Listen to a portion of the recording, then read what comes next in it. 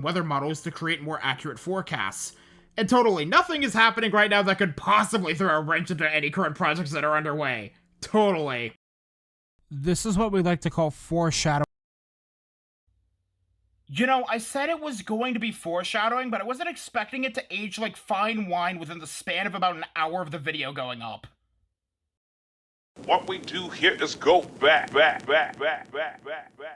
So, if you normally watch this channel, you may have several questions as to why this video is being made.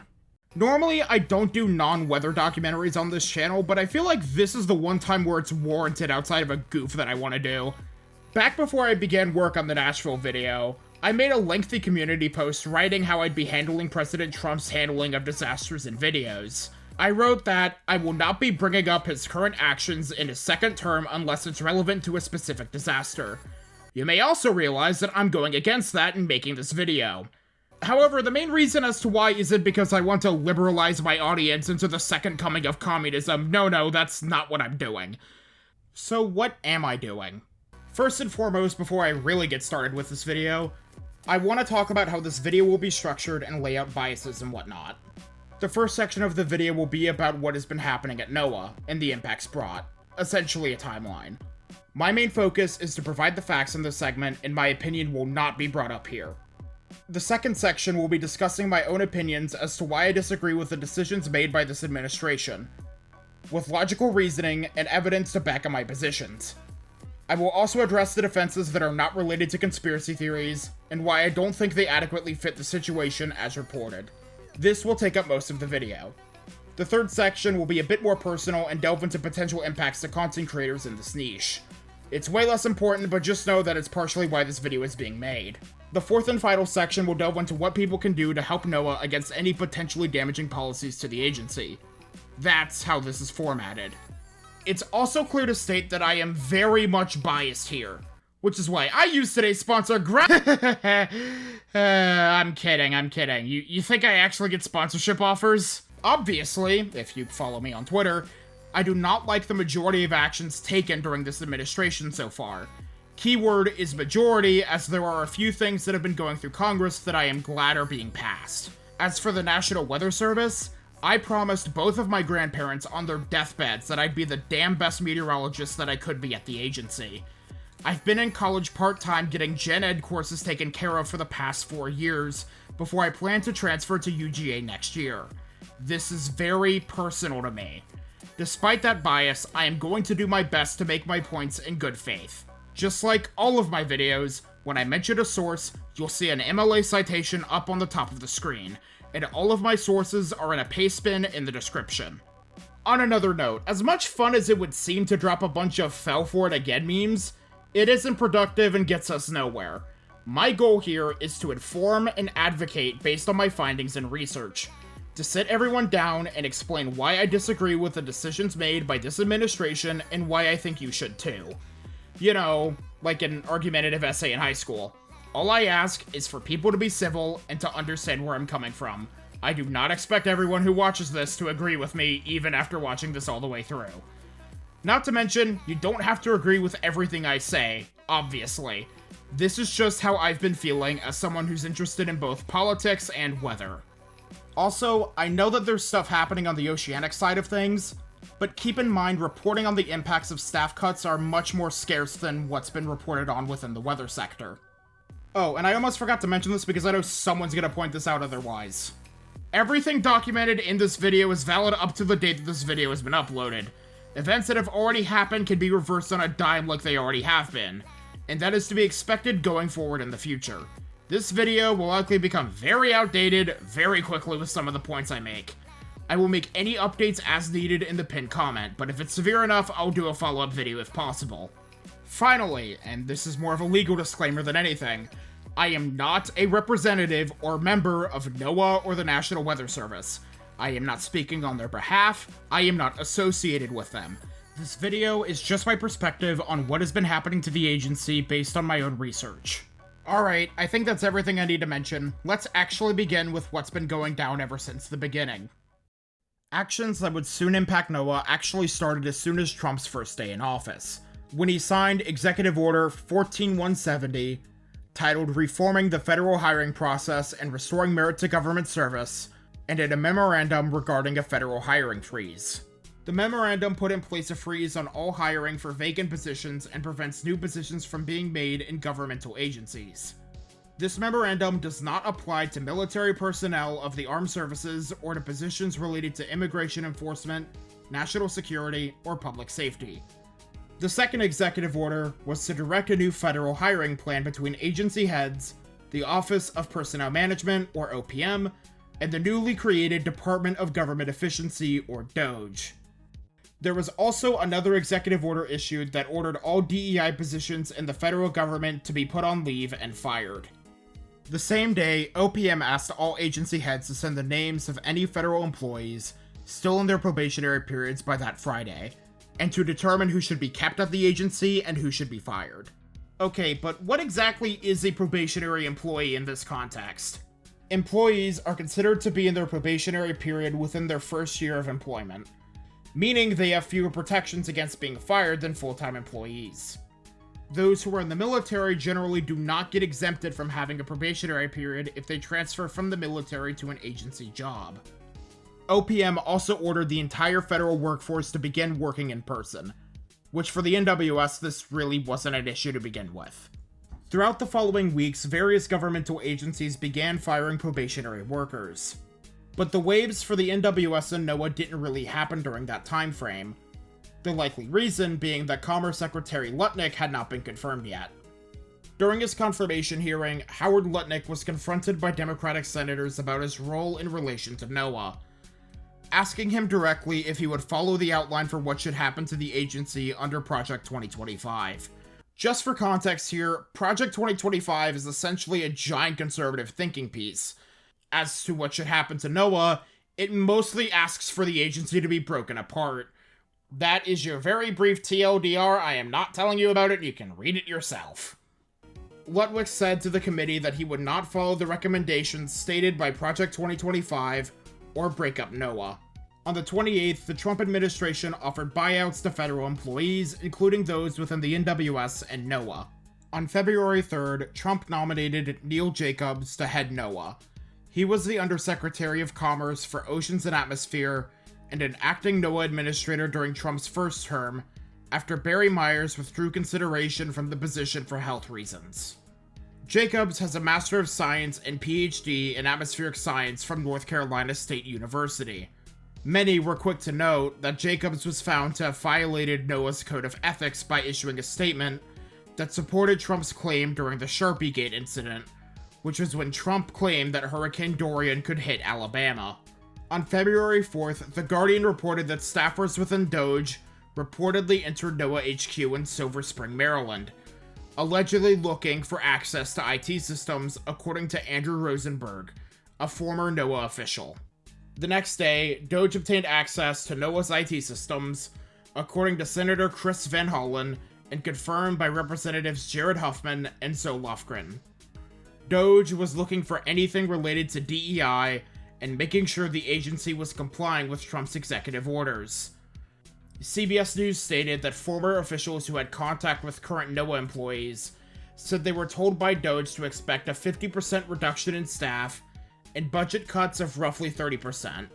On the 17th, DOGE released the names of over 1,000 federal contracts that they had canceled, including contracts with NOAA.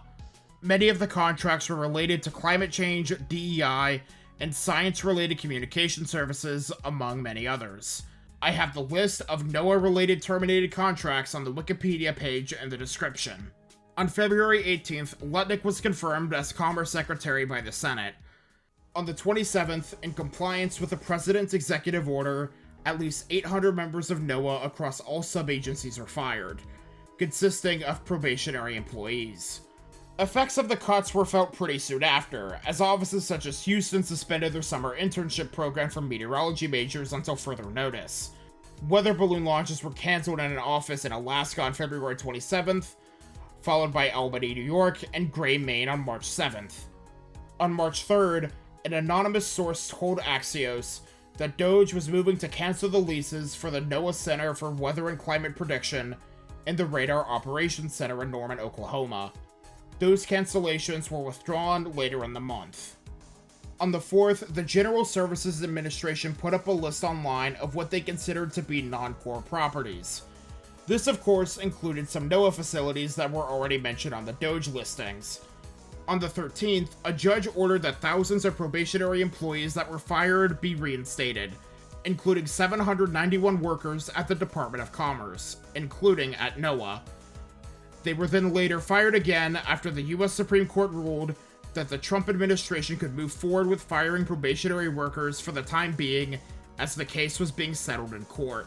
On the 20th, NWS offices began reducing or eliminating weather balloon launches in 8 locations due to a lack of staff, including NWS offices in Aberdeen, South Dakota, Grand Junction, Colorado, Green Bay, Wisconsin, Gaylord, Michigan, North Platte, Nebraska, Riverton, Wyoming, Omaha, Nebraska, and Rapid City, South Dakota. On the 31st, the impacts by the requirement that every contract worth over $100,000 had to be personally approved by the Secretary came to a head, as the Secretary had yet to sign off on a contract for Raytheon to help upgrade and maintain AWIPS, the system that the NWS uses to get access to weather data. At the beginning of April, the NWS discontinued its automated emergency weather translation services in Spanish, Chinese, Vietnamese, Tagalog, and Samoan because the contract with Lilt was not renewed. The service went back up on April 28th. On April 9th, an agreement was made between the US government and the NWS employee union. TLDR, the agreement ensures that no NWS office will be outright eliminated by the administration. But there's a big asterisk to that. Depending on what the staffing situation is like at a certain WFO, some operations would be cut until staffing is increased. On the 17th, multiple NWS websites went down, including regional climate centers, and they were eventually brought back online. The main reason is that the contracts that were used to keep the websites up expired. On the 19th, the Office of Management and Budget's budget request for NOAA was revealed. Basically, it's what the President's administration wants the budget of NOAA to be. So what did it want? Cuts across the board, with the most drastic being to NOAA's OAR branch. On the 25th, the NWS office at Omaha got enough staff back to start doing weather balloon launches again. However, it took a congressional delegation pushing back against the White House for that to happen.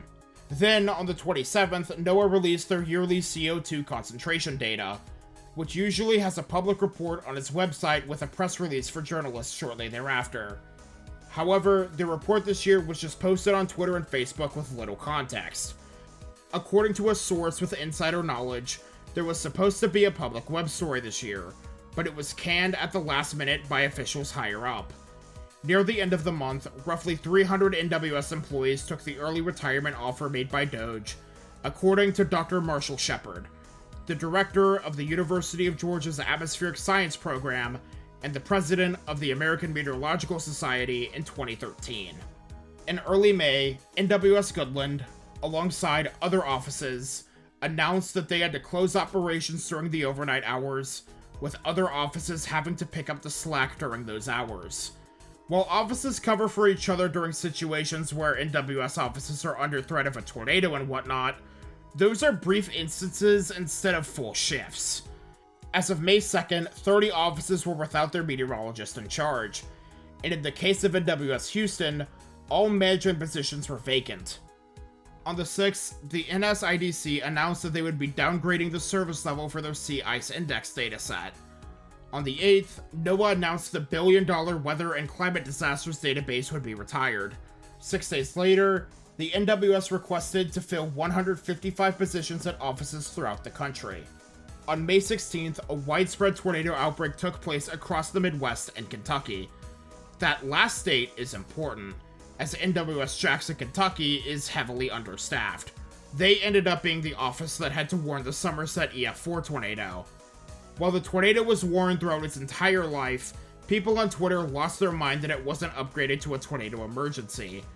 People immediately went to think it was due to budget cuts, but that was cleared away once Kentucky Governor Andy Beshear said that NWS operations were not compromised at the office due to staffing cuts that night. I'll mention this bit later on. On May 31st, all staff who worked on climate.gov were let go. with the website closing down and merging with NOAA.gov in late June. On June 2nd, the NWS obtained permission to hire about 125 employees after the staff cuts done earlier in the year, after pressure from the public and members of Congress. On June 25th, news broke that the Department of Defense was cutting all access to SSMIS microwave imagery on their satellites after June 30th.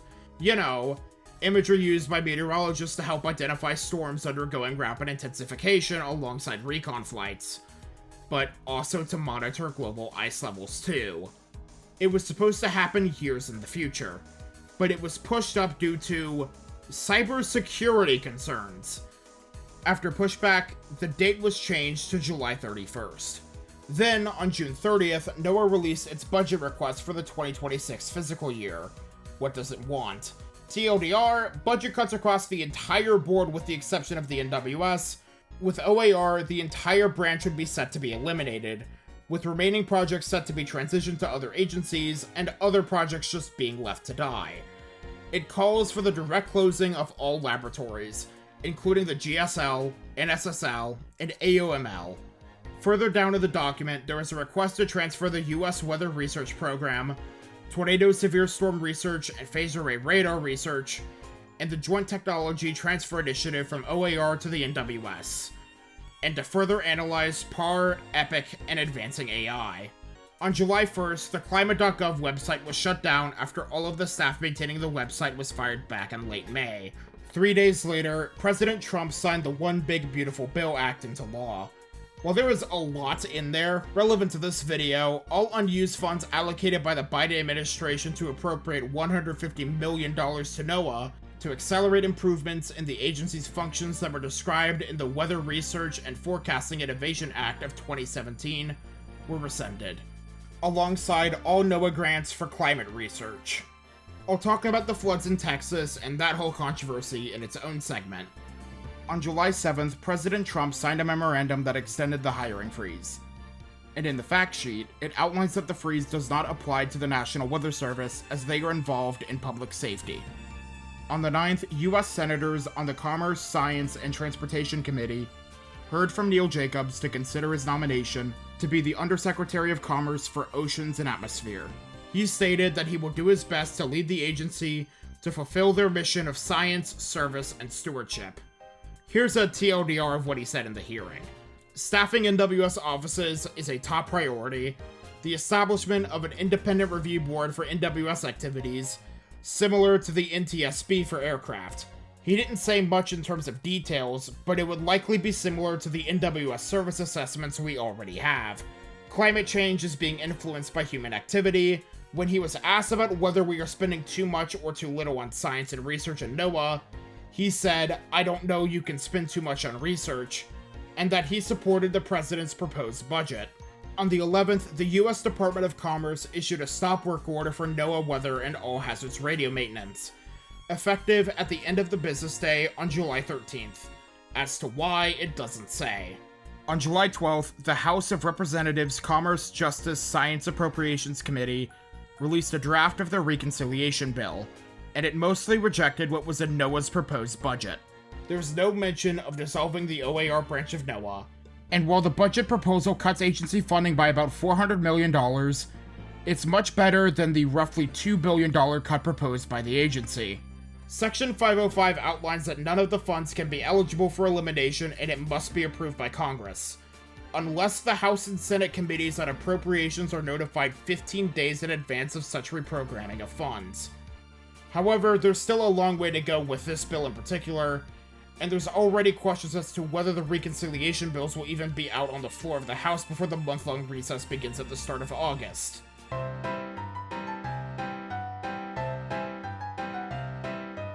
On July 24th, Stephen Voles, the Assistant Administrator of NOAA's Satellite and Information Service, and Jeff Dillon, a Deputy General Counsel at NOAA, were placed on administrative leave. Kim Doster, NOAA's Communications Director, stated that Jeff Dillon was put on leave by the department's senior career attorney pending a review of performance issues that occurred over the past several weeks, and Stephen Voles was put on leave pending an investigation into his recent public conduct. However, those two individuals are connected to something that happened in Trump's first term. Voles wrote the final decision about the report for NOAA as to who violated the agency's ethics policies during the Sharpiegate incident back in 2019, while Jeff was the legal counsel. Given that the report directly outlined Neil Jacobs as one of those individuals who violated NOAA's ethics guidelines, and he is currently being considered to lead the agency in the Senate, some have theorized that their firings are related to Sharpiegate back in 2019. Just as I was finishing this up on July 29th, a NOAA spokesperson stated that the Department of Defense is going to give NOAA access to all SSMIS satellite data from their satellites for the rest of their lifespan and until a new system is put up. That is everything as of July 29th, 2025. Keep in mind that a lot of this is subject to change, and a follow-up video on this topic may be needed in the future. But now, let's talk about my thoughts on all of this. Even before I start this, I know some points that I am going to make, mainly with OAR being put up for elimination and NWS staffing, are going to seem out of date because they don't seem like they are on the table anymore. For the time being.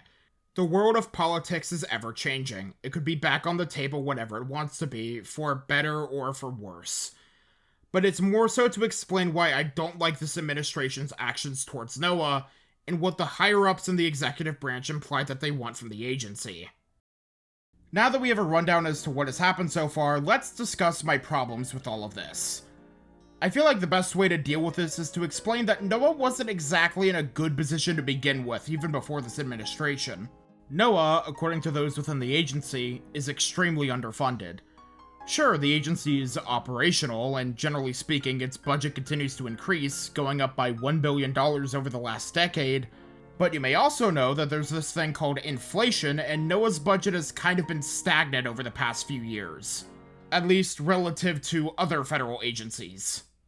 In 2021, the acting chief scientist for the agency, Craig McLean, told a House committee that NOAA is a $12 billion agency trapped in a $5.5 billion budget. When comparing the agency's budget to the obligations that they have, they can't afford to do them all. There is a lot that Congress wants the agency to do, a lot that the American people want them to do, but its budget has been preventing them from going even further with what they can do now. Then there's the issue of NEXRAD. Since, I don't know, forever ago, the issues of radar holes impacting warning times has been a near constant and has gotten worse as we continue to ignore the problem. Sure, we have chasers, but we don't want another April 2022 Tor-E with no tornado incident to happen again. It's not like higher-ups don't know about this. Congress asked for an investigation into the issue as recently as 2017. It's gotten to a point where the private sector has come in and put separate weather radars in dead zones, putting that radar information behind paywalls to just about everyone except the NWS. Allegedly. The only state that seems to be taking action is the state of Minnesota, who wants to install 8 radars to fill in the gaps. That first firing wave included radar technicians, and thankfully it seems like the worst-case scenario of radars being offline for days has been avoided. But another key reason as to why it's not being addressed right now is that phased array radars are just better in every way. PARs are the future of radar technology. Why keep building outdated radars when they are supposed to be replaced? Recon flights were also not in the best spot before the new administration. Now, I hear what some of you are saying. Alferia, doesn't the US Air Force also do recon flights? Yes, they do, but that's avoiding a larger issue entirely. Recon flights have been a mess as of late. Many people point to Hurricane Otis of 2023, where a storm that was expected to do nothing ended up being Mexico's first and only Category 5 hurricane to make landfall on the Pacific coastline. Part of the reason why the storm was so poorly predicted was due to the lack of data. There wasn't a recon flight until it was rapidly intensifying. In a less significant case, during Hurricane Eta in 2020, recon likely missed peak intensity of the storm that was in the wrong basin. I mean, geez, this thing looks like it was straight out of the Westpac. What is it doing in the Atlantic? And further supporting how important recon is for determining hurricane intensity, I want to do a little interactive segment. This is Delta 2020. Guess what the storm strength was at the time this photo was taken? Don't look it up, all you have is this satellite photo. If you said a 140 mile per hour Category 4 hurricane, go touch some grass. No, seriously. Without recon flights or infrared imagery, Delta just looks like a giant convective blob. Now, I say base satellite imagery because, well, you look at IR and you see a buzzsaw, but it doesn't have an eye, so it just looks like it's intensifying. But that's what I'm trying to get at here. Recon flights give us information that other methods don't. Not to mention that recon flight data is put into models, and as a result, those models become more accurate. We've already been having issues with a lack of flight hours and technical issues that have limited recon flights before this point. As for soundings, some offices have had to slow down launching weather balloons due to helium shortages, even before the staffing cuts, such as in the case with NWS Tallahassee.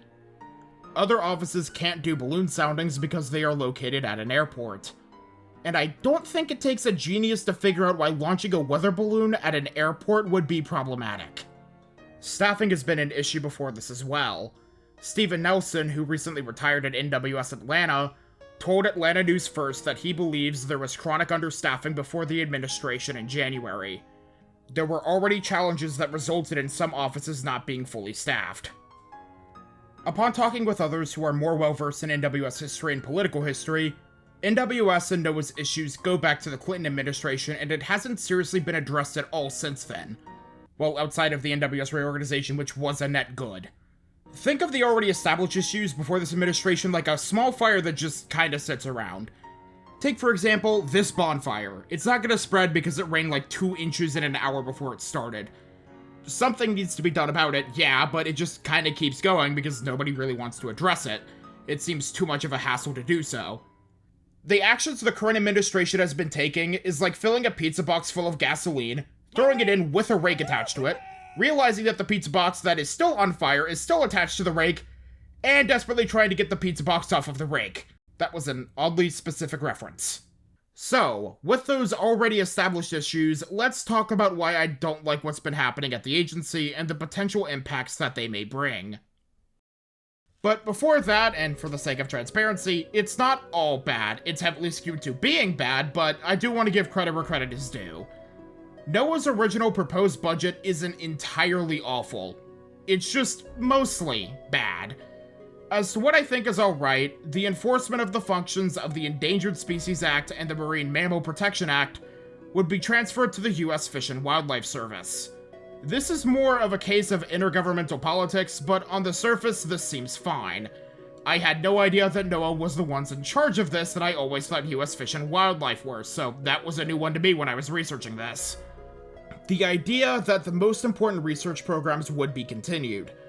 This is not counting my thoughts on the OAR branch being gutted entirely in this proposal, and increased funding for observational activities within the NWS. Yeah, and that's about everything positive I can say about that proposal. As for other things, DOGE has been working with the NWS to modernize the nationwide weather radio system, to switch from copper lines to wireless. While I do think having some physical lines as a backup would be nice, this seems like it was something that was in the works for a while, and DOGE gets some props for helping get this done. As for Neil Jacobs, while I'll talk about my problems with his testimony in a bit, he is the best choice to be NOAA's admin for this administration based on the choices that we had. The other 2 names thrown around were Ruth Perry, who works for Shell in the Americas and has a PhD in oceanography, and Margaret Everson, a former advisor to Interior Secretary David Bernhardt during Trump's first term, and the interim head of both the National Park Service and U.S. Fish and Wildlife Service. In terms of qualifications, Neil Jacobs is the most qualified out of the 3, with a PhD in atmospheric science from North Carolina State University, being the chief science advisor for the Unified Forecast System starting in 2022, and being elected a 2025 Fellow of the American Meteorological Society.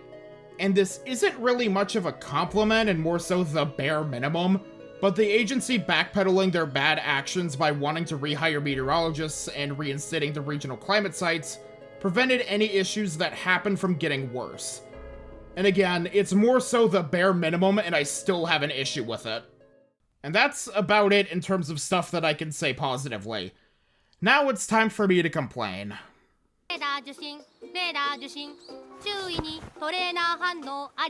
While the worst that was technically possible when it comes to the NWS is no longer an issue, At the time of recording, we still have NWS offices that have had to stop critical functions due to a lack of staff. While the budget cuts from the Big Beautiful Bill Act have yet to come into play, and that really isn't that big on the NWS, it's mainly just OAR, the personnel that have left and have yet to be filled from earlier in the year is still a problem.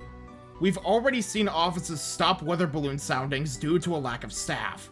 If we don't have the data from weather balloon soundings, the overall forecast for an event can become less certain. There's also the other issue presented by the people problem.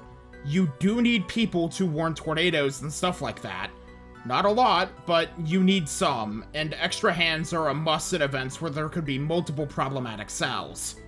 Thankfully, for well-forecasted events this year, everything seems like business as usual with little to no impacts. Unless we're talking about storm surveys, but that's different. For example, on May 16th, NWS Jackson, Kentucky, an office that was understaffed and had to stop 24/7 operations, was able to get 5 to 6 people called into the office for the moderate risk, and they were able to serve their communities for the entire event. According to Governor Andy Beshear, NWS cuts did not affect their performance during the event. Most likely because it was a moderate risk day, and it's standard practice to bring in more people during higher-end risk days anyway, so the office was prepared in this instance. However, my concern about NWS staffing cuts outside of the lack of soundings, which is bad, is what could play out during an event where the forecast rapidly evolves and overperforms. But that brings up a question. What kind of events am I referring to, generally speaking? Thankfully, it seems like we haven't had any of those in understaffed office areas so far this year. But let's bring up some examples. I've technically already covered 2 in the past that fit under this category, and it makes this easier because I'm already aware of them. The 2019 Memorial Day outbreak and the 2020 Nashville tornado outbreak. Let's talk about their relevance here. The 2019 Memorial Day outbreak's main target, at first, was North Central Illinois, which didn't pan out. At all. While an enhanced risk was in place for portions of northern Indiana and western Ohio, that was for the risk of damaging winds and hail. The first SPC discussion implies that outside of the 10% tornado threat, the damaging wind gusts probably will tend to become the more prominent risk. At the next day 1 outlook, severe storms are likely to develop eastward, particularly across northern portions of Illinois and Indiana through the evening. Northern Indiana was in the 5% tornado contour now. The next day 1 outlook, the 10% significant tornado contour is expanded, but western Ohio is kept at a 2% tornado risk. However, the risk was upgraded in western Ohio at the next update to a 5% risk, and then a 10% significant risk once the supercells were ongoing. But why? Model data that morning was evidence alone for concern due to the instability and significant wind shear. But models didn't catch on that discrete supercells were possible until around 1 p.m. Central. NWS Wilmington, Ohio said they needed about 6 people in the office. They got about 8, and about 4 to 6 people were analyzing radar in total that night. How many supercells produced significant tornadoes in NWS Wilmington's area during the event? About 4. Everything was warned and the death toll was limited. With the Nashville outbreak, Nashville was in a 2% risk and Cookeville wasn't in any. A singular supercell took advantage of an extremely localized environment for strong tornadoes, and the office had 4 people on duty that night. The big question is, what happens if an understaffed office now has to deal with something like the Memorial Day outbreak in 2019? What if they only have 3 to 4 people at the office during a much more widespread event than forecast? We really don't know, but I wouldn't say I want to find out. Now, there are a few things to mention. Heavy overperformances in an event screws over a lot of offices, regardless of their staffing. And offices have begun asking others to help them with stuff like forecasts, which is good.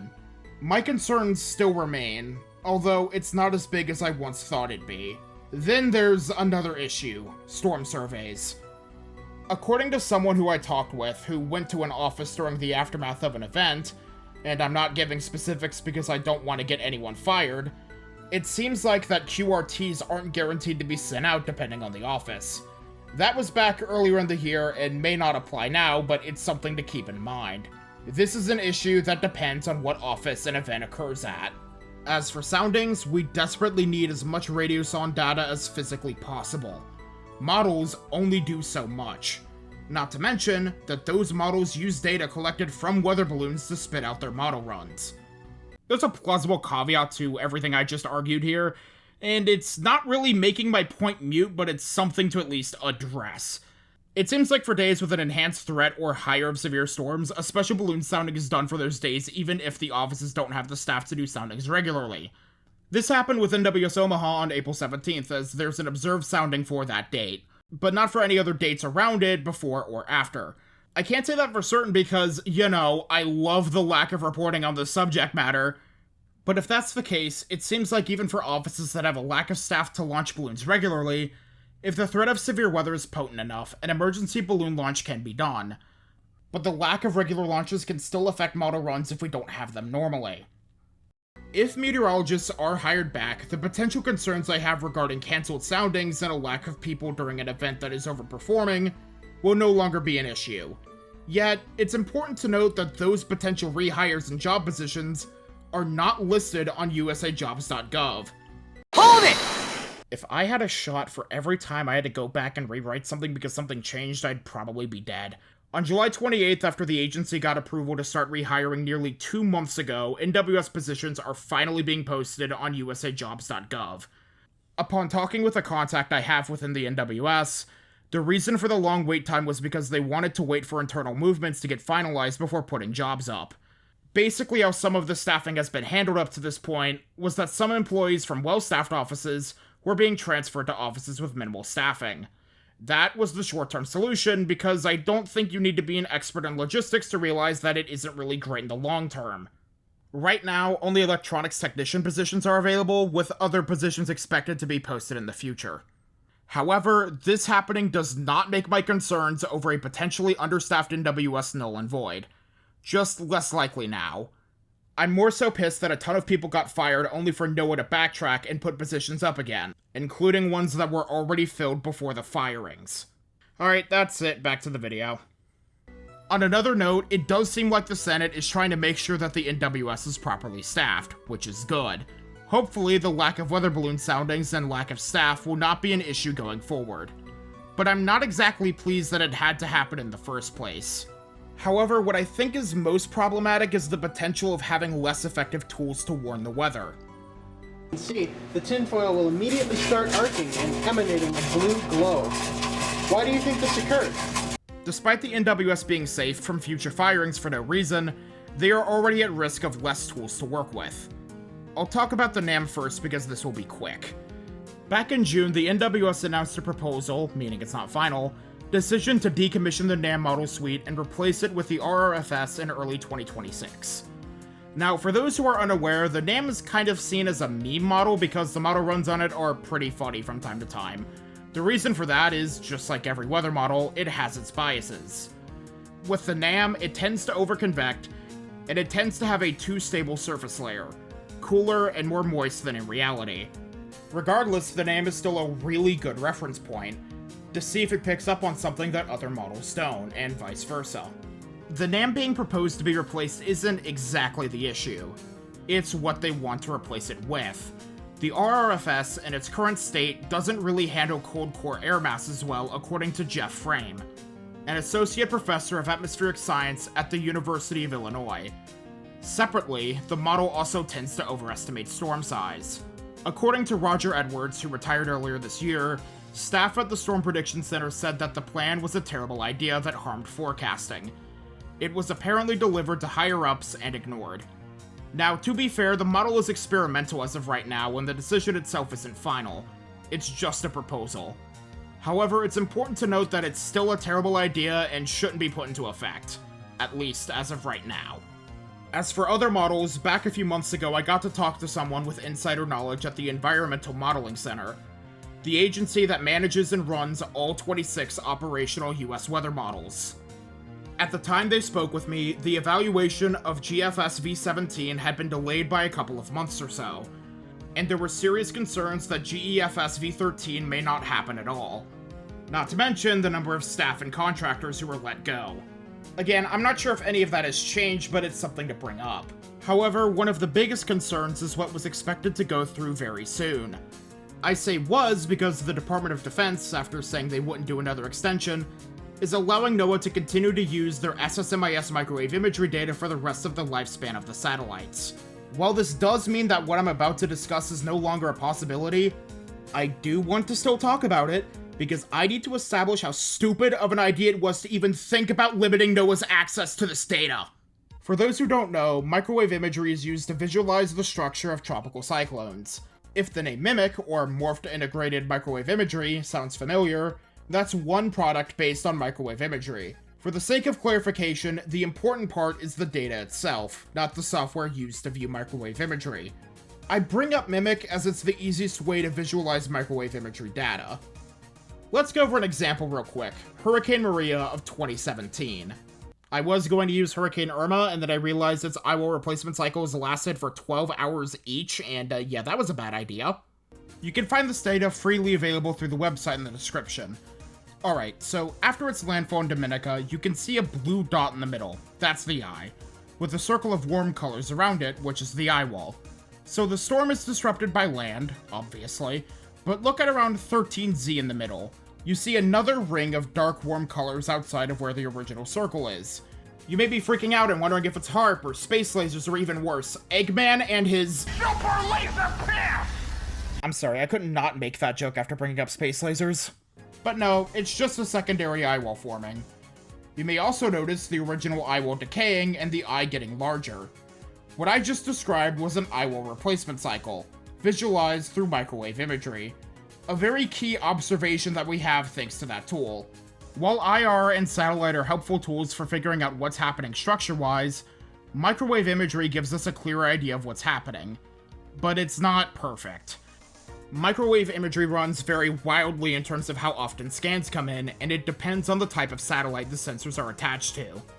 In the case of MIMIC, it's a synthetically derived animation at 15-minute intervals. So while some software like MIMIC runs every 15 minutes, the raw data is much more sporadic in how often we get it. Okay, but microwave imagery isn't just from ordinary satellites. It's from satellites with a microwave sensor, obviously. Some of those are Special Sensor Microwave Image Sounders, or SSMIS, and a handful of those satellites are managed by the Department of Defense. So, when the Department of Defense came out and said they were no longer giving NOAA access to their satellites with SSMIS, pretty much out of the blue with little explanation, people were blindsided. NOAA still has its own instrument on the Joint Polar Satellite System, but that's just one satellite, and there's also other satellites too from other organizations. The US Space Force told the Washington Post that the reason for decommissioning the new satellites is because they are transferring to another system, including the Weather System Follow-on Microwave Satellite. Once fully operational, the system will provide data to NOAA directly, but it's not supposed to be ready until late this year or early 2026. While not all of the satellites are affected by this change, given how infrequent the satellites with microwave sensors pass by specific storms, this move by the Department of Defense is beyond stupid. Like, you would have to be drunk to think this was a good idea. Wait a minute. The Department of Defense already delayed the date of when they'd stop providing data to NOAA once, and they claimed they didn't plan to do it again, only to reverse it and let NOAA continue to use the data until the satellites stopped working.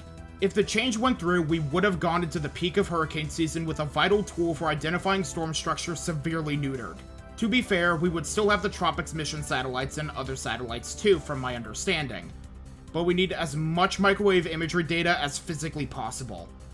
Keywords from those sentences are if and would, because this stupid plan was changed at the last minute, which leads me to a broader point about leadership right now in relation to these tools. Whoever's been put in leadership positions in this administration at NOAA, and by extension the DoD, are both so unbelievably stupid that they have no idea what they're doing, while also knowing damn well what they are doing. I can only assume here, but both the NAM and SSMIS data sensors are about 20 years old. So it wouldn't surprise me if somebody who was new in leadership saw that these were old tools, thought old equals bad, and wanted to get them removed without ever consulting actual meteorologists, or being aware of the phrase, if it ain't broke, don't fix it. That sort of attitude of old equals bad, especially at NOAA, is dangerous. This isn't to say that old tools don't need to be replaced, God no. But if you're going to replace old tools, there damn better be a viable replacement immediately available, instead of proposing to cut it now because of something that is almost done. That's nonsensical. So yeah, the worst case scenario regarding microwave imagery is no longer on the table. But it absolutely pisses me off that it seems like nobody higher up in the chain has any idea of what they are doing based on some of the decisions that they've been wanting to make. And then there's the stuff the administration proposed to cut in their first budget proposal. No! I'm with the science team! Alright, let's talk about OAR. While climate change research is extremely important, I already know that this comment section is going to be full of people roundhouse kicking everyone like it's the Breaker style in Yakuza 0, so I'll cover that in a separate video if necessary. As a disclaimer before somebody calls me a clown, yes, I'm fully aware that the budget proposals that came out of the committees in both the House and Senate pretty much ignored the administration's budget request. But I still feel like it's important to talk about it, as it's what the executive branch wants from the agency, and that's what NOAA is under.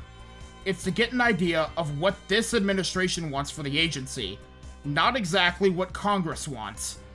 So, what did the administration want according to the first budget proposal given to Congress? Where do I even begin?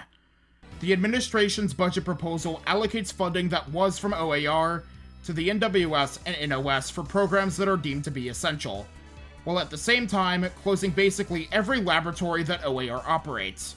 So where exactly would they do their research? The budget doesn't answer that question.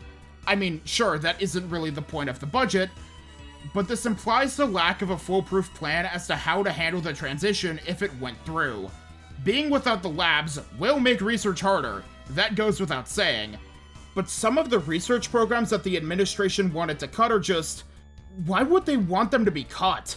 Vortex and Warn on Forecast in particular. Vortex was made to understand how and why tornadoes form. Their impacts to understanding tornadoes cannot be understated. Vortex SE, for example, has been working with social scientists to figure out how people respond to warnings. Something quite relevant given what happened this month. Warn on Forecast being cut would make no sense either, because the entire point of it is to enhance warning abilities.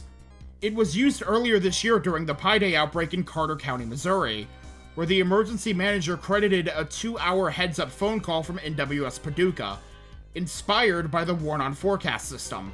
Why the hell would they want it gone? The budget says that they would look at it again, but that seems to be code for, I don't know. Then there's the lovely segment on aircraft recapitalization. For those who aren't aware, the Hurricane Hunter aircrafts are, pretty old. Recapitalization refers to replacing or modernizing equipment. In this case, the NOAA Hurricane Hunter planes.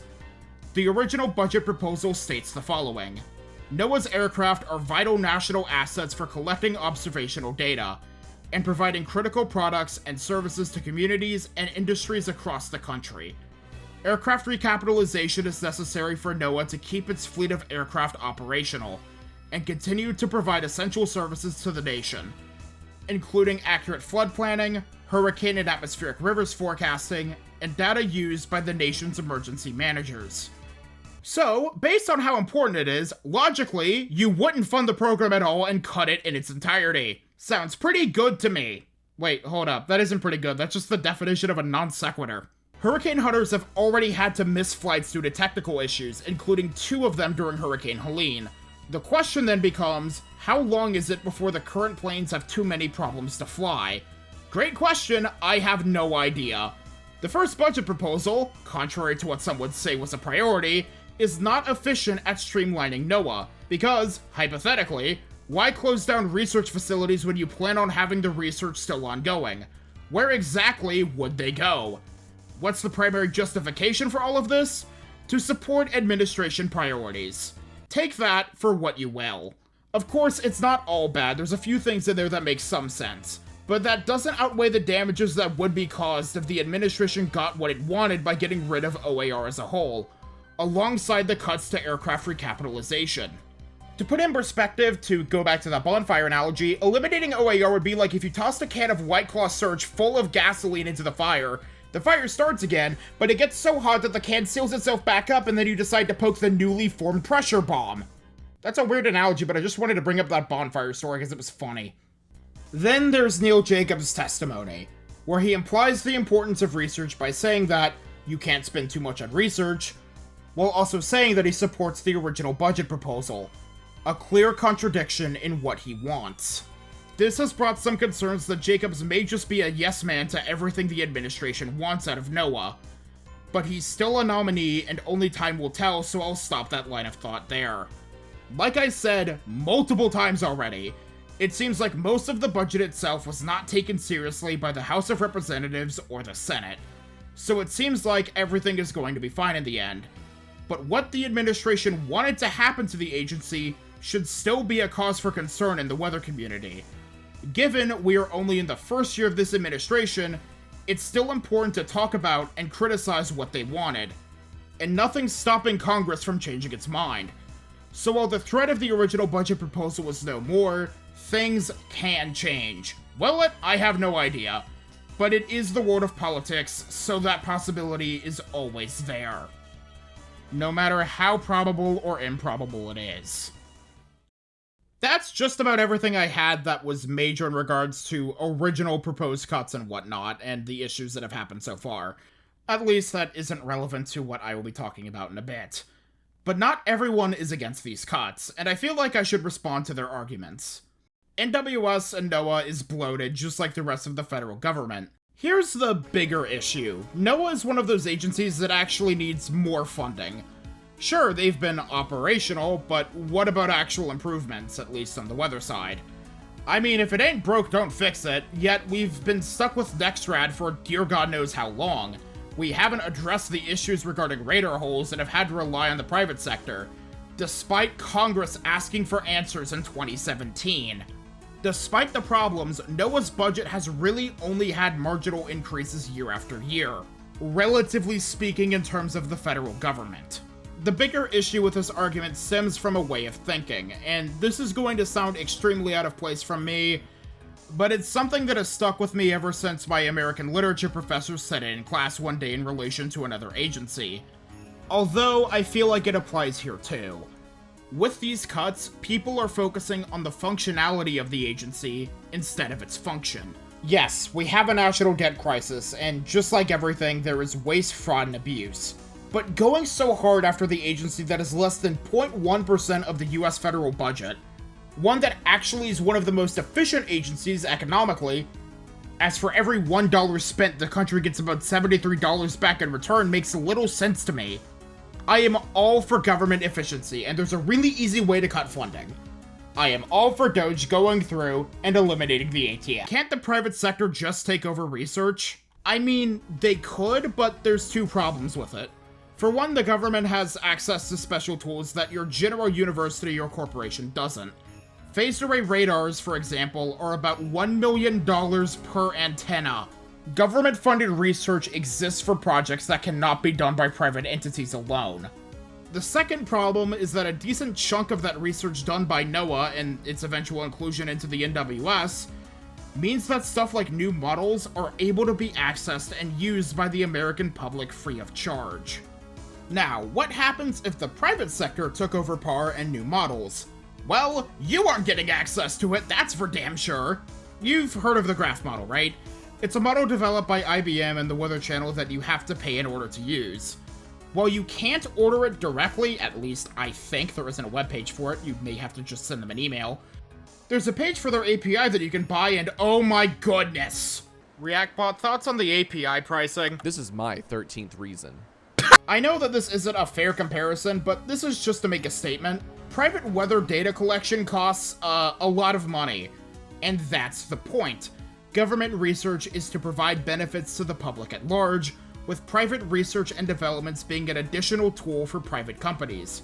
I am of the opinion that having stuff like Warn on Forecast, PARS, radar data, and models available to everyone for free, being funded by tax dollars that for NOAA costs about $20 a year per person instead of hundreds if not thousands of dollars for access is a good thing.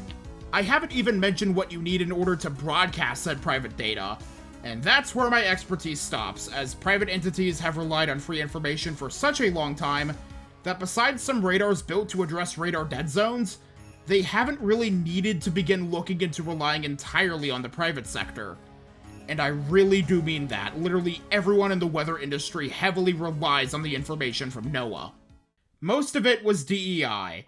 Some of it was DEI positions made by previous administrations. But that argument hits a brick wall when meteorologists were fired too. I bring up Andy Hazelton. He was working with NOAA through the University of Miami, at least I think so, and he joined NOAA officially in October. He was fired. Now tell me, does a white man with a wife and kids qualify as a DEI hire? Actually, you know what? Don't answer that question. They were fired because of job performance according to court documents. That was the initial reason given. However, following a decision from a federal court, OPM sent a letter to employees telling them that they were actually fired as part of a government-wide mass termination. We have our phones, we don't need the NWS. Almost all of the weather data the private sector uses originates from the NWS. Without that data, most of your generic weather apps would become nearly impossible to use. That's not me saying it, that's meteorologists at every major weather company saying that. Well, except for that one, but I'm not even dignifying their existence with recognition here. NOAA needs to be held accountable for their mistakes and for mismanaging funds. To give some credit here, NOAA has been guilty of mismanaging funds and not being transparent. I want to bring up the 3 most recent cases. In 2010, there were systematic nationwide issues with NOAA's fisheries law enforcement programs, practices, and personnel. It was found that they administered the Asset Forfeiture Fund, or AFF, in a manner that wasn't transparent nor conducive to accountability, and that the fisheries used the AFF to cover expenses that didn't seem to be related to investigations or criminal enforcement proceedings. In 2012, the director of the NWS, Jack Hayes, suddenly retired after an internal investigation found that the agency shifted some of its funding internally without congressional approval. In 2021, the U.S. Commerce Department's Office of Inspector General found that the Western Pacific Regional Fishery Management Council misspent about $1 million in federal funds. And when it comes to stuff that goes unwarned, I mean, I already talked about Whitman briefly. The way to handle these situations, in my opinion, is to put policies in place to prevent incidents like what I mentioned earlier from happening again as much as humanly possible. The solution isn't to throw the baby with the bathwater. Dear God, I wish NOAA was more transparent with some of their actions. Trust me. But that's why something like an independent review board could help alleviate some of that distrust. And it's something that I support. It's the lizard people who are manipulating the weather! They caused the floods and the tornadoes! I have a question. For God. Why? I was supposed to end this off by talking about my overall thoughts on what has been happening with some extra commentary, but then the floods in Hill Country happened.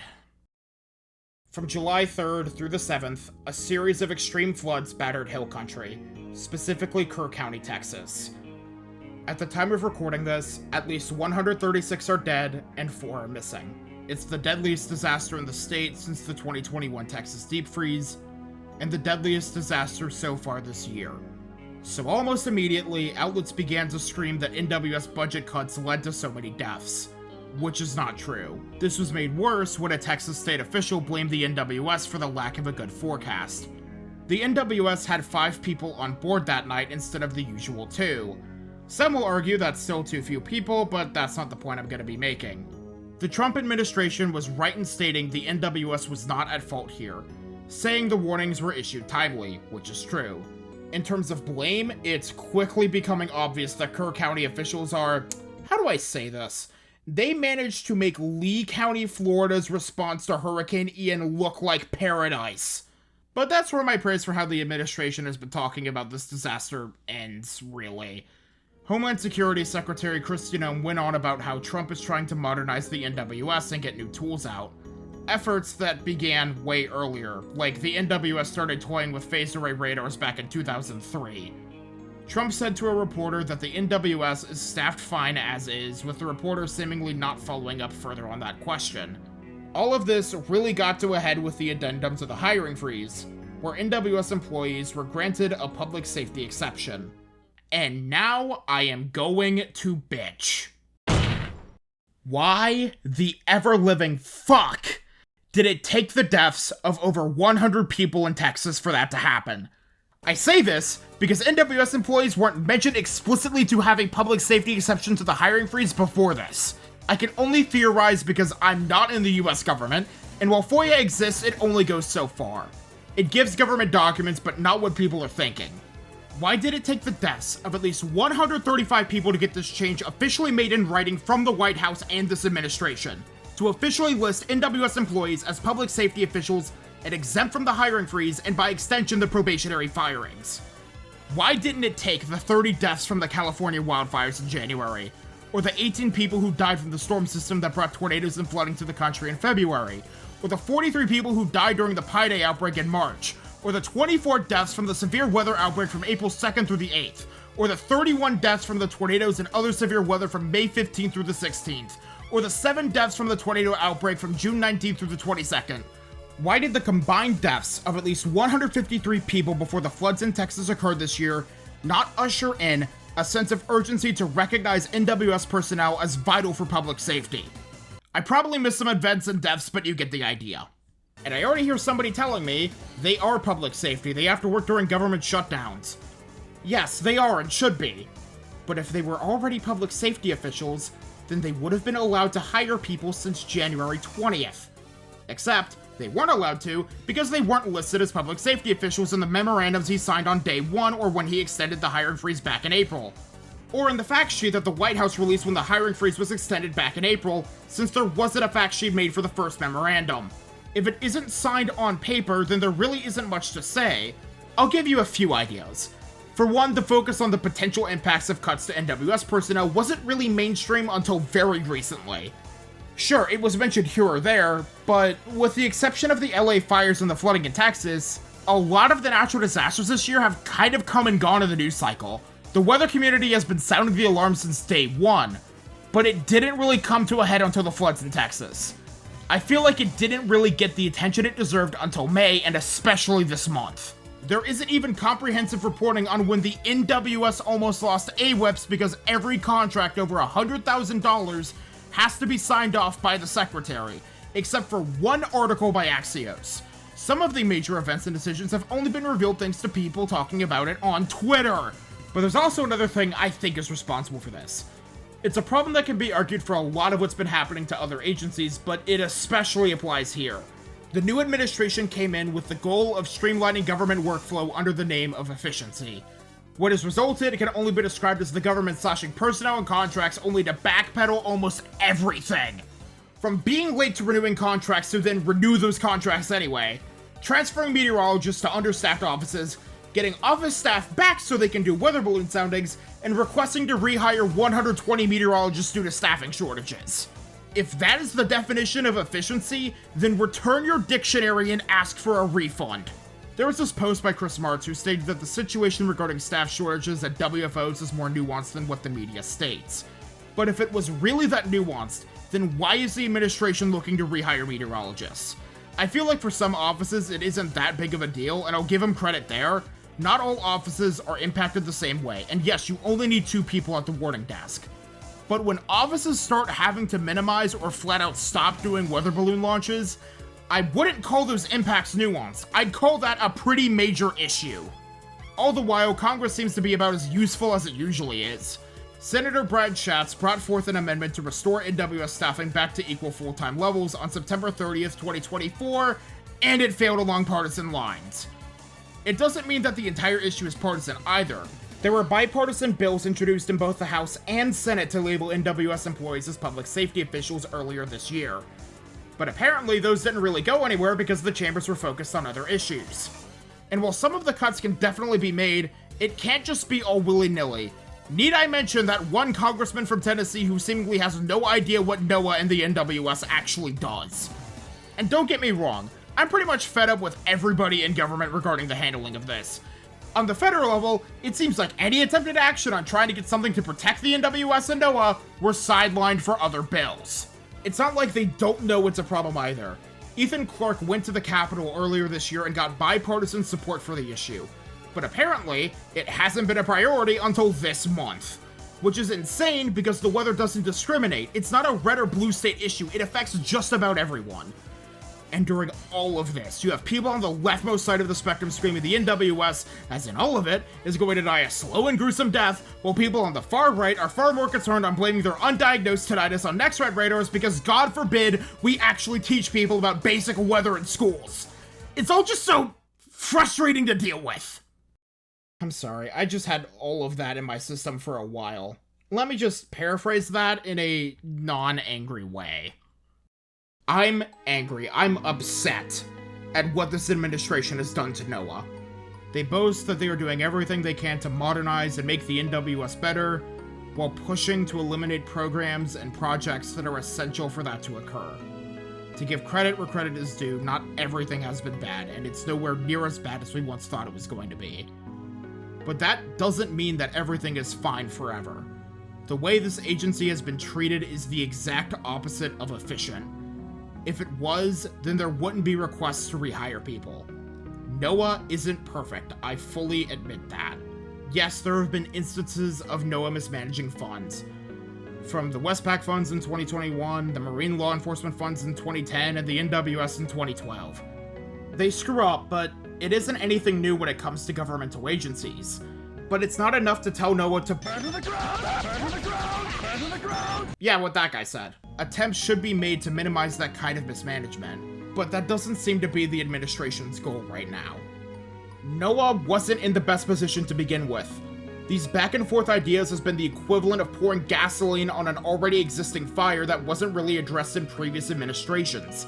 While said previous administrations are sort of complicit here, they weren't the ones to unironically suggest throwing in the White Claw pressure bomb into the bonfire. The way this administration has gone in to cut staff only to reverse it just gives off a vibe that they really don't care about what NOAA's functions are. I haven't even done a deep dive into the non-weather stuff because there's so little reporting on what's been happening at other branches. It's only on the weather stuff. I know I'm coming off as preachy and partisan, but this isn't partisan politics. The weather doesn't discriminate. And no other administration has taken so much action almost all at once on NOAA. It would also help if we had transparency from the government here, if we knew who was getting fired and letting people who were fired speak up without retaliation, then we would know more about the situation as well, but I seriously doubt that's ever going to happen. I don't know exactly who, but whoever is new in leadership with this administration who has come in to make nearly all of the new decisions this year for the agency has both no fucking clue what they are doing, and they know exactly what they are doing at the same exact time.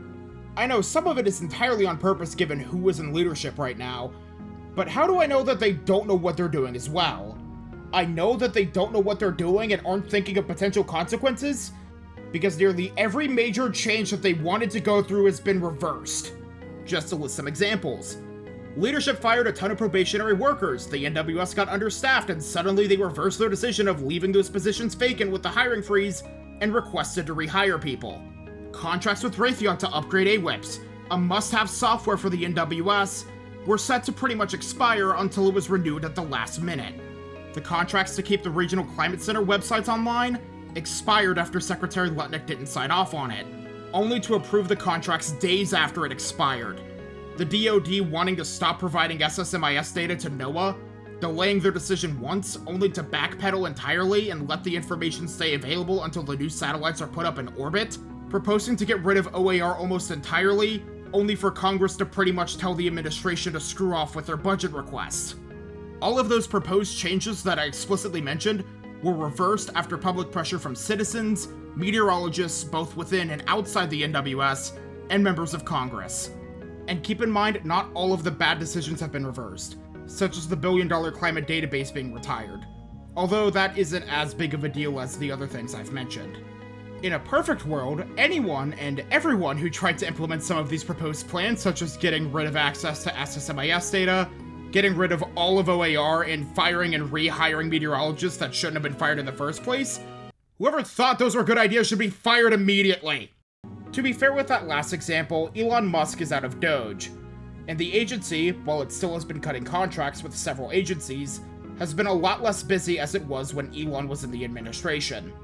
Or, at least I think so. There are news articles that continue to be made about what Doge is doing, but it's nowhere near as big of a headline article as it once was. Maybe because it doesn't involve Elon Musk. With Neil Jacobs in serious consideration in the Senate with a likely chance of becoming NOAA's next admin, I pray that the back and forth nonsense with the stupid ideas that have been proposed by those directly in this administration and those who are now in NOAA's leadership stops given his background. If it continues, and there is a non-zero chance that this sort of stuff continues, I am going to be banging my head as hard as I can against the wall so much that I might as well be Manfred von Karma after— Actually, no, I don't want to spoil Ace Attorney for those who haven't played it yet. All of this, from the cuts to contracts, personnel, the proposals to get rid of OAR, and everything else, it leads me to one final point that I want to make here.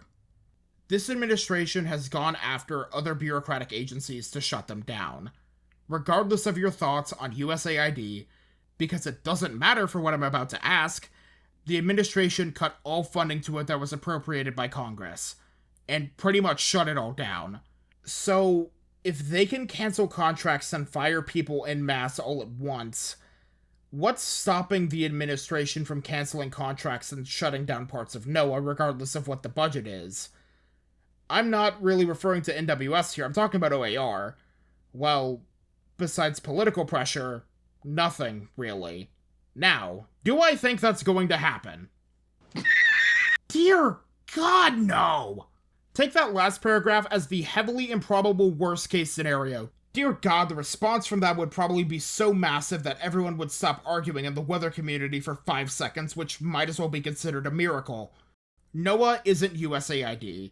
It's pretty much liked across both lines, outside of climate research, but then again, that's a discussion for a different time. Maybe we've been holding the handle to the pot the whole time, and if that's the case, then I'll be thankful. But I feel like we're getting closer to sticking our hand into the pot of boiling water. Especially if some parts of NOAA's original budget proposal somehow gets through in the future. But there's one other argument for the cuts I actually haven't mentioned, and it's because I need to discuss it a bit further in detail. Why do we need the NWS when we have streamers like Max Velocity and Ryan Hall? I've seen that sentiment here and there online and even in the comments section in my most recent video. And given how I have some insight into this niche, I want to discuss it here before talking about what you can do to help with what's been happening with NOAA. So, weather YouTube. I feel like this is pretty important to talk about since I'm pretty sure you all follow the big names here. You know, Ryan Hall, Tornado TRX, Max Velocity, Weatherbox, I could go on. While I know I am now mostly irrelevant in this niche based on analytics, I do want to briefly mention how this impacts the side here. All of us rely on data and information from the NWS. We all do. The radar imagery shown on stream by YouTubers to point out storms that are in progress and storms that could be problematic in the future.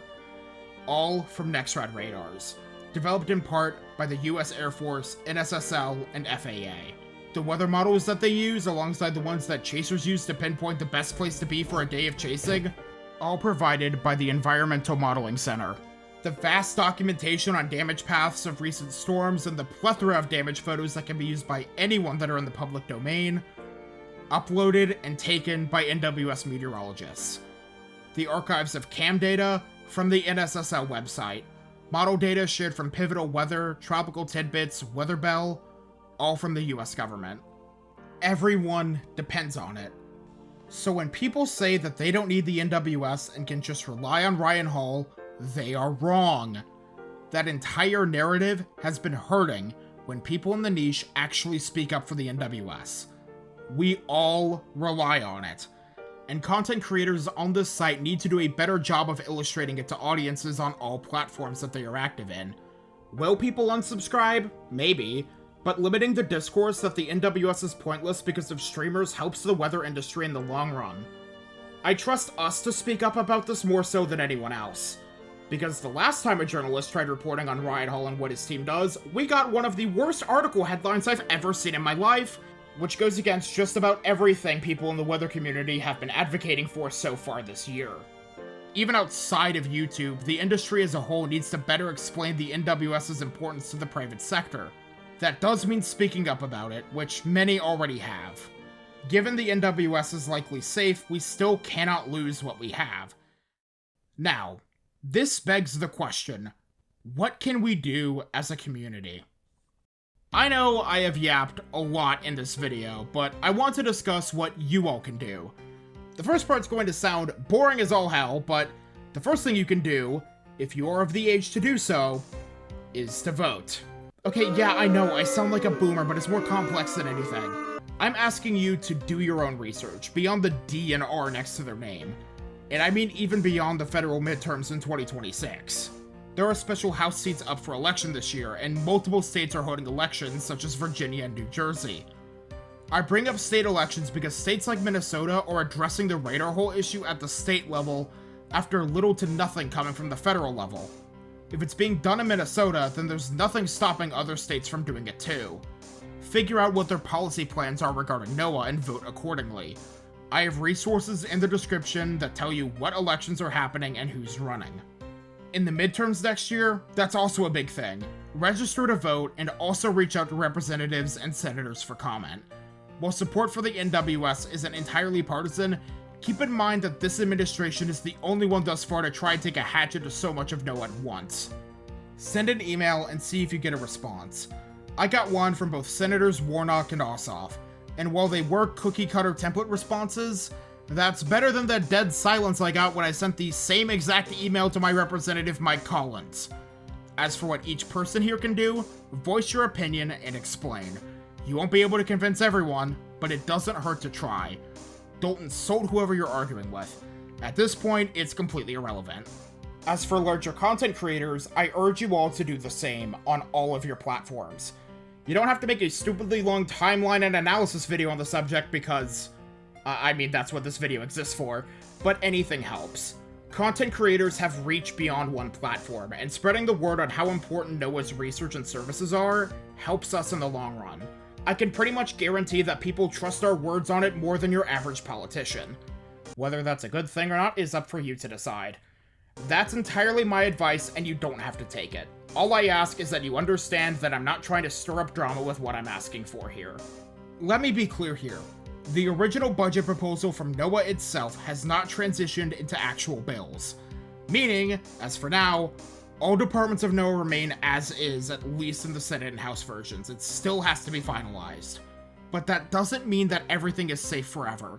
If the administration gets what it seems like it wants based on the original budget proposal, while the NWS itself would be safe, the other branches of NOAA would not. If we lose OAR, the loss of the GSL, NSSL, and other laboratories developing weather models would undo a lot of work done. The tools that the NWS would lose wouldn't make forecasting impossible, but it would make things difficult to a point where it could become problematic. But again, it seems like that worst case scenario from the original budget submission is not happening. For now, anyway. There's also one other thing I ask for. I call on the AMS to begin a formal effort to start a backup archive of weather data stored by the NCEI.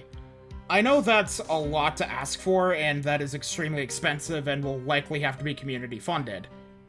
But as seen by the back and forth actions on NOAA's services, and the general removal of data in other agencies, this administration has shown that there is an extremely small, yet genuine chance that historical weather data may not be freely available to access and used by everyone forever. Again, I don't really think that that's going to happen per se, but it is something to at least think about. I know that's an uphill battle, but it's better than nothing. While it is scary to see what's been happening to this agency, I wouldn't lose all hope. Again, Congress has pretty much rejected what this administration wanted. There's always some light at the end of the tunnel, and that's where I end this video. Things that are in this video that I have discussed are subject to change, and I just ask that you share this video around. And hey, at least states and members of Congress aren't unironically thinking we can control the weather directly with radars and satellites and aren't trying to quote-unquote ban weather modification. Foreshadowing is a literary device in which, God save my soul when I have to talk about that in its own video. But hey, at least I can get back to doing what real men do. Time for Horsey Go in Circle! Fuck yeah, I love Uma Musume! I love you, Horror, and everyone in this game! Oh yeah, I should probably do a proper outro for this video. So, this project was not meant to result in an hour and 20-minute long video and the longest script I have written to date. There's a lot that had to be cut from this video, including a lengthy bit of context, and there's a non-zero chance that I just release the full script. A lot of people helped out with the proofreading, and that includes my normal crew, which is Foxtrot, Gamma, Griff, what have you. But there's a lot of people, especially in the weather group chat that I'm in, including Chris Wickland and Kirk. I can't thank them enough for helping me out. And of course my contacts within the NWS, which is mainly just 2, who have definitely helped. The first and foremost, who said I could say their name outright, but I'm not going to because I'm not a dick. And of course, special thanks to the people who normally help make this possible, which includes my channel artist, Celtic White, for the character stills that I use, Zinol, Crackalick, and Cyanide Blue for letting me use their music whenever I use it, and everyone for watching. It really does mean a lot. Special thanks to those subscribed to the channel Patreon or are a YouTube member. Those being Bacillus of Stupidonia and Montpelier at the Alfie's Army tier, Michelle, Tanner, Techno Idioto, and Warm Off the String at the Alf Junior tier, and Bass Player 2011 IFY, Bipolar Batty, Brian Hawley, Carly Triplet, Dante DMC, Foscrew, Foxtrot, Fry JC, Hannah Stormer, Husky, Kara Kelly, Kate, King Shisa, Liz Swaff, Means Beans Machines, Mama G, Rama, Sleepy Ace, Southwest Florida Elevators, Unix is Simple, Van Granny, and Will Moral at the Alf Mini tier, and everyone listed on screen at the Alf Supporter tier. Your support is greatly appreciated. If you want to have access to behind-the-scenes content, like my scripts and whatnot, consider joining the Patreon or becoming a member. It helps me financially and will allow me to continue doing this in the future. And that's everything I have to say. If you like what you saw in this video, make sure to like, subscribe, comment your thoughts, share the video around, all that jazz. I'm Alferia, you all take care and stay safe, and I'll see you all soon.